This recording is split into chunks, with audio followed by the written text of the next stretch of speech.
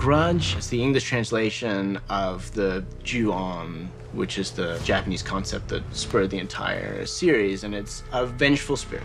When somebody dies in a fit of rage and their death is unjust and unresolved, then their spirit will remain in that place and terrorize the people. Nick Pesce, he's a very smart guy. Action! Start coming up. This is his own script, and that helps. It helps a lot. He has a mission that is very, very clear to tell this story the best way possible. It was so interesting for me to make The Grudge right now because I ran into this great filmmaker, Nick Pesce, and I thought he'd be a great captain to take us forward in the next episode of The Grudge.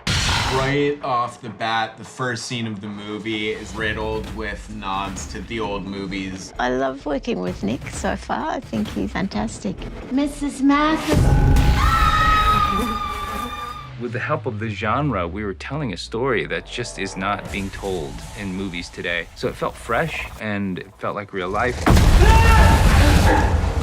These are everyday situations that have been transplanted into this horror film. You know, you have a woman who is a single mom. You have a man and a woman who are very much in love, a 50-year relationship, and the woman is suffering from dementia.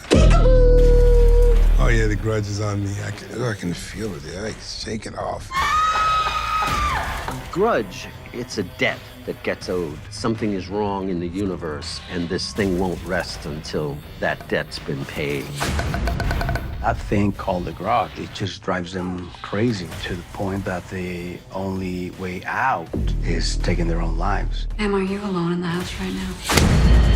I think fear is a fascinating subject. The horror genre in general, I think that's part of what's exciting about it, is to enjoy the experience and then be able to go home and be freed of it. She wanted to kill me. What's great about this film and what makes it different is the emotional aspect. So it's not just a horror film.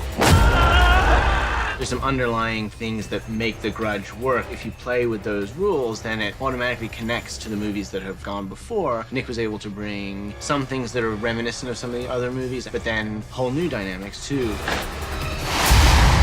I can't believe anyone will see this film without being scared witless. I hope it wasn't a murder. I just hope people are scared. I hope people come away from the movie feeling like, man, that was a scary, sad movie. That'd be great. Like any good horror movie, there are moments in this movie that are gonna come out of nowhere and make you jump out of your seat.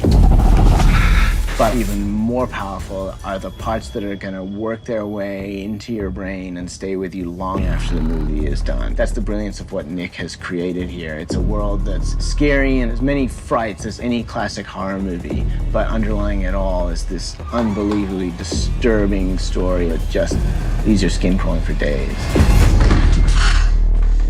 What's going on? Baby, come here.